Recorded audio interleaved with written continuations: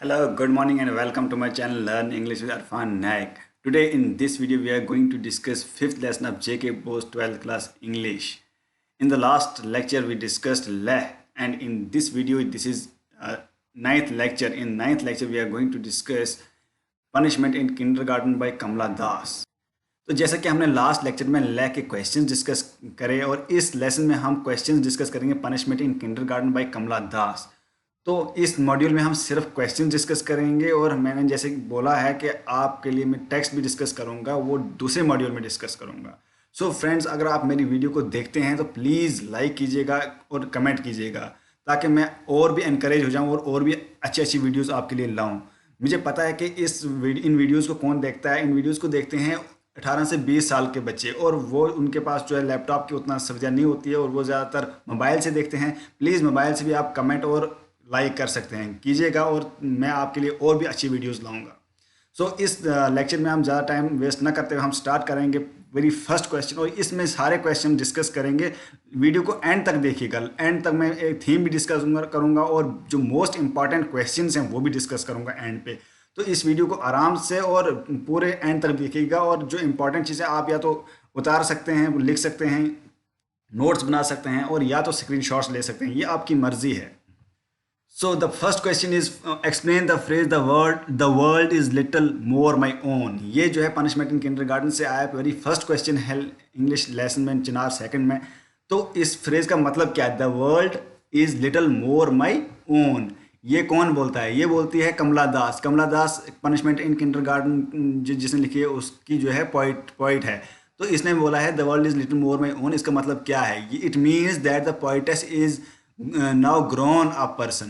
She has peace and confidence and feels herself to be mistress of her own world and can do whatever she wants. इसका मतलब है कि वो जो है अब grown up है, बड़ी बन गई है। अभी वो जो बचपन में जो होता था उसको केयर नहीं करती है। अब वो उसमें कॉन्फिडेंस है, अब वो उसकी अपनी दुनिया है, वो खुद अपने डिसीजंस ले सकती है। इसका मतलब यही है कि वो खुद डिसीजन ले सकते। उसका कॉन्फिडेंस जो है अब बिल्ड हो गया है। अब वो छोटी बच्ची की तरह नहीं है जैसे वो किंडरगार्टन में हुआ करती थी, और जैसे कि वो उस दिन को याद करती जब उसको एक मैडम ने डांटा था।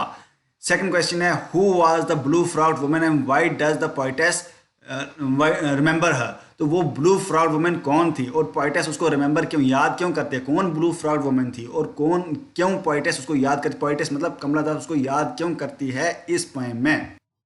The woman wearing the blue dress was the poetess school master. जो ब्लू ड्रेस जिसने लगाया था वो पोइटेस की स्कूल मास्टर थी। पोइटेस मतलब पोइट, जो आज पोइट भी बोलते हैं, पोइटेस भी बोलते हैं। कमला दास जो है इसकी जो है स्कूल मास्टर थी जब वो स्कूल में पढ़ती थी, वो जब वो किंडरगार्टन में पढ़ती थी कमला दास।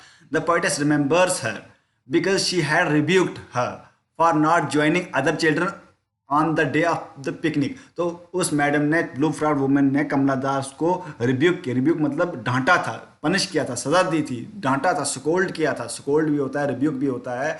तो उसको क्यों डांटा था? क्योंकि वो पिकनिक में जो गए थे पूरे स्कूल के बच्चे, किंडरगार्टन के बच्चे, और वो उन बच्चों के साथ ज्वाइन नहीं करती थी। वो अकेली रह रही थी, वो नई आई थी और अकेली रह रही थी। इसीलिए उस वुमन ने, ब्लू फ्रॉक वुमन जो उसकी टीचर है, उसने उसको डांटा था। तो इसके लिए इसीलिए वो पोइट उसको रिमेंबर करती है, याद करती है। अब वो बड़ी बन गई है कमला दास पोइट, तो अब उसको चीज़ को याद करती है। Her feelings were deeply hurt because her teacher called her a peculiar child. उसकी फीलिंग्स, उसके इमोशंस बहुत दुखी हो गए। वो बहुत दुखी हो गई थी जब वो किंडरगार्टन में पढ़ती थी, जब उसके टीचर ने उसको बोला था पेक्यूलियर चाइल्ड। पेक्यूलियर मतलब स्ट्रेंज, अजीब सी लड़की है, इनके साथ क्यों नहीं रह रही है। तो उस मैडम ने, ब्लू फ्रॉक वुमन ने उसको स्कोल्ड किया था, तो इसीलिए जो उसको याद करती है। थर्ड क्वेश्चन है, ये मोस्ट इंपॉर्टेंट क्वेश्चन में से एक क्वेश्चन है, what hurts more physical punishment और हार्श वर्ड्स व्हाई। बोलता है क्या दुख देता है? फिजिकल पनिशमेंट दुख देता है ज़्यादा, या वर्ड्स मतलब कोई डांटेगा उससे ज़्यादा दुख मिलता है, या कोई मारेगा उससे दुख मिलता है? कैसे दुख मिलता है? बच्चों को पता होगा कि किससे ज़्यादा दुख होता है। अगर कोई टीचर डांटेगा उससे ज़्यादा दुख होता है, या टीचर मारेगा उससे ज़्यादा दुख होता है। तो अब हम इस क्वेश्चन के आंसर को डिस्कस करेंगे।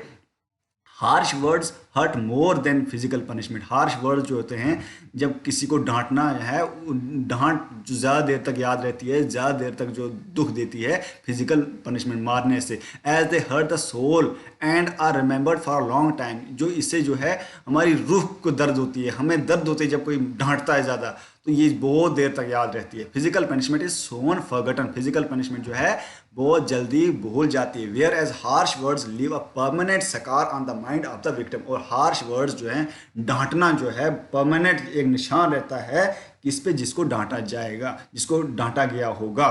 तो इसका मतलब ये है कि फिजिकल पनिशमेंट जो है उससे उतनी दर्द नहीं होती, उससे उतना दुख नहीं होता। जो हार्श वर्ड जो ब्लू फ्रॉक्ड वुमेन ने कमला दास के लिए इस्तेमाल किए थे वो ज़्यादा देर तक याद रहते हैं, इसलिए कमला दास को अभी भी याद हैं। सो फर्स्ट क्वेश्चन है, why did the other children laugh at the poet. बाकी चिल्ड्रन क्यों उस पर हंस रहे थे जब उसको डांट तो पड़ी थी, पेकुलियर चाइल्ड मैम ने उसको बोला था कमला दास को, बाकी बच्चे क्यों जो है उस पर हंसने लगे। It is generally the nature of the children. ये जो है नेचर है चिल्ड्रन का, to laugh to others, laugh at others suffering. जो ये नेचर है कि वो बच्चों का कि वो दूसरे के मतलब कोई दर्द में होता है तब भी हंसते हैं, चाहे वो दुख में होता है तब भी हंसते हैं, चाहे वो खुशी में होता है तब भी हंसते हैं। तो वो एक फ़नी क्रिएचर्स हैं। फ़नी क्रिएचर मतलब एक मतलब मजाकिया से होते हैं, वो एज ही मजाकिया सी होती है, बच्चे ऐसे ही हंसते हैं। They laughed at the poetess as she was punished in their presence. वो उस पर हंसते हैं क्योंकि उनके प्रेजेंस में जब वो बच्चे वहाँ पे सारे थे तो उसको डांटा गया, इसीलिए जो है बच्चे उस पर हंसते हैं। तो ये जो है फोर्थ क्वेश्चन है। So fifth question है, why do you think the words of the blue frogged woman are muffled? Now muffled मतलब धुंधले धुंधले, बहुत डिम मतलब बोलता है आप क्यों सोचते हैं कि वो वर्ड्स जो ब्लू फ्रॉग्ड वुमन ने यूज़ किए थे कमला दास पे वो अब डिम हो गए हैं, बहुत मतलब भूल चुके हैं, बहुत धुंधले धुंधले से याद हैं, क्लियर याद नहीं है पोइट्स को। क्यों पोइट को क्लियर याद नहीं? When the poet was a child, जब कमला दास बच्ची थी, छोटी थी, she was scolded by her school teacher for keeping herself aloof from her classmates. उसको टीचर ने इसलिए डांटा था क्योंकि वो बच्चों से, वो अपने क्लासमेट से बहुत दूर थी, अकेली थी। The poet is now an adult, अब वो जवान हो चुकी है, एडल्ट मतलब जवान। her harsh words her harsh words of the teacher her harsh words of the teacher has now become dim, blur से हो गई। जैसे फोटो ब्लर होता है ना, फोटो जब होता है व्हाट्सएप से किसी को शेयर करते हैं वो ब्लर होता है, इसी तरह ब्लर हो गए हैं वो वर्ड्स, उसके क्लियर याद नहीं है वो फेसेस, वो उन बच्चों के फेसेस याद नहीं जो उस पर हंसते थे। In her memory because a long time has pass, बहुत टाइम हो गया इसलिए वो ब्लर हैं। Hence she is unable to remember that incident, इसीलिए जो है वो उस इंसिडेंट, उस वाक़या को याद नहीं क्लियरली कर पाती है। सिक्स क्वेश्चन है, how different is the world today to the poet. अब जो है दुनिया कैसे अलग है पोइट्स के लिए, पोइट के लिए अलग कैसे, पहले दुनिया जो है कैसी थी और अब कैसी है। From the poem we can conclude that the world today is quite different to the poets. अब जो है उस पोइट्स के लिए जो वर्ल्ड है, दुनिया है, टोटली डिफरेंट है। क्यों है? She is now grown up, अब वो ग्रोन अप है, एडल्ट हो गई है। She enjoys a lot of peace and confidence, अब वो कॉन्फिडेंस है, उसमें पीस है, आराम है, अब अपने खुद डिसीजंस ले सकती है। She can live quite freely as per her likes and dislikes, वो अब फ्रीली ज़िंदगी बसर कर सकती है, जैसे वो चाहे जैसे वो नहीं चाहे अपनी मर्जी से जो है ज़िंदगी बसर कर सकती है, क्योंकि अब वो एडल्ट हो गई है, किसी के टीचर के मुतहद नहीं है, कोई बच्ची नहीं है अब। She does not bother about the pain suffering as a school going child, अब वो उस मतलब उस बॉदर मतलब सिरदर्दी, वो उसकी सिरदर्दी नहीं लेती, मतलब कोई टेंशन नहीं लेती।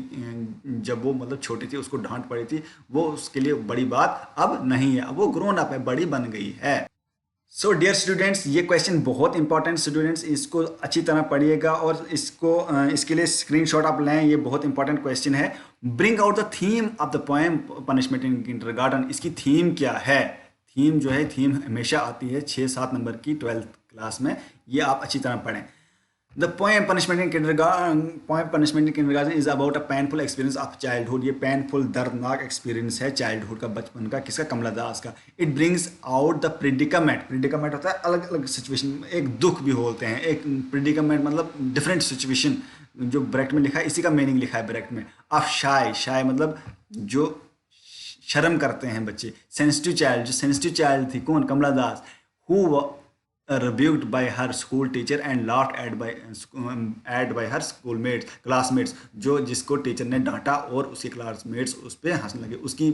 ये उसकी कहानी है। वो एक कमला दास थी, जब छोटी थी उसको टीचर ने डांटा और बाकी बच्चे उस पर हंसने लगे। वो अभी भी उसको याद है, अब वो बड़ी बन गई है। The poetess remembers her childhood experience. वो इसको याद करती है when she was punished at her by her teacher for keeping aloof from her classmates on a picnic day without understanding her. तो वो उस दिन को याद करती है जब उसको टीचर ने डांटा, और क्यों डांटा कि वो अलग है उन बच्चों से, इसलिए डांटा था। उसको याद है। Her classmates also laughed at her. उसके क्लासमेट्स ने उसको लाफ किया। She was deeply hurt and looked at the sun. और वो बहुत दुखी हो गई और सूरज की तरफ देखने लगी, ऊपर सूरज की तरफ देखने लगी, सन की तरफ देखने लगी, जो which appear to her as lonely as in the sky as she herself felt by the side of the hedge.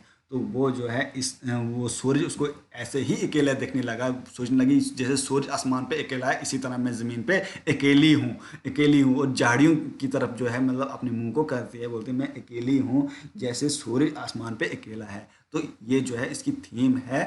जो मतलब थीम क्या है कि पोएट जो है अपने बचपन को याद करती है, उस पेनफुल एक्सपीरियंस को जो है बयान करती है। तो अब ये लास्ट क्वेश्चन है, ये मोस्ट इंपॉर्टेंट क्वेश्चन। तभी मैंने बोला था आपको वीडियो को एंड तक देखिएगा। मोस्ट इंपॉर्टेंट क्वेश्चन, ये एग्जाम्स में बहुत बार आता है और आता रहेगा।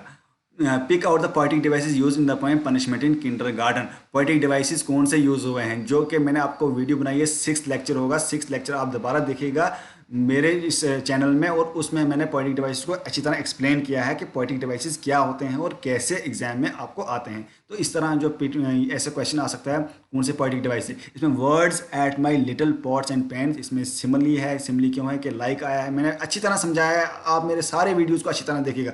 हाँ स्टूडेंट्स, जब भी आप मेरे वीडियो को देखेंगे तो लाइक ज़रूर कीजिएगा, मुझे भी पता चलेगा आपने देखा, आपको समझ आया।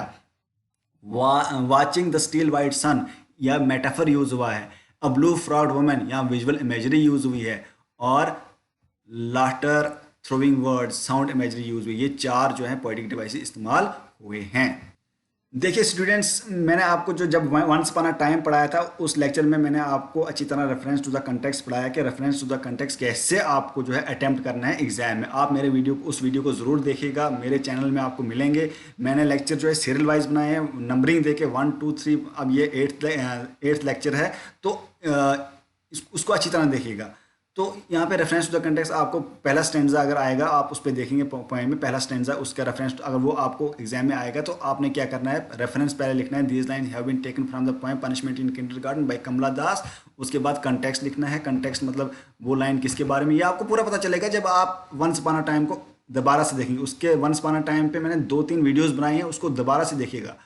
और कंटेक्स्ट है, कंटेक्स्ट ये आएगा कि आपने कैसे उसको मतलब उस लाइन में क्या आपने देखा, उसके बाद पूरी explanation in this line under reference, पूरा आपने जो ये एक्सप्लेनेशन लिखना है। ये आपको मैंने एक सैंपल की तरह दिया है, सैंपल दिया है, तो आपको पता चल जाएगा जब आप पोएम को पढ़ेंगे। हम नेक्स्ट जो मॉड्यूल स्टार्ट करेंगे उसमें मैं पूरे टेक्स्ट पढ़ाऊंगा, एक एक लाइन का मतलब बताऊंगा पूरे डिटेल से। मगर आप कमेंट कीजिए, ज़रूर कमेंट कीजिए अगर आपको वो टेक्स्ट चाहिए, आप चाहते हैं कि मैं टेक्स्ट पढ़ाऊँ। और आपको अगर ये वीडियो अच्छी लगी तो लाइक कीजिए, लाइक कमेंट और शेयर अपने फ्रेंड्स के साथ ज़रूर कीजिए, क्योंकि मेरे को भी एनकरेजमेंट मिलती है। क्योंकि ये वीडियो जो ये बनाई है मैंने स्पेशल डिमांड पे बनाई। 2-3 बच्चों ने मुझे मैसेज किया था, व्हाट्सएप किया था कि प्लीज़ सर इस पर वीडियो बनाइए। तो फ़ायदा तो सबको होता है, दरअसल होना भी चाहिए सबका फ़ायदा, और मैं चाहता हूँ सबका फ़ायदा होना, जो बच्चे देखेंगे उनका फ़ायदा, अच्छी तरह फ़ायदा होना चाहिए, इसलिए मैं बना रहा हूँ। तो आप इस वीडियो को लाइक ज़रूर कीजिएगा, कमेंट कीजिए, शेयर कीजिए अपने फ्रेंड्स के साथ। ये बच्चे सिर्फ जेके बोस जम्मू कश्मीर के बच्चे इसको देख सकते हैं, और मैं उनके लिए ही डेडिकेट करके बना रहा हूँ। Thank you and thank you.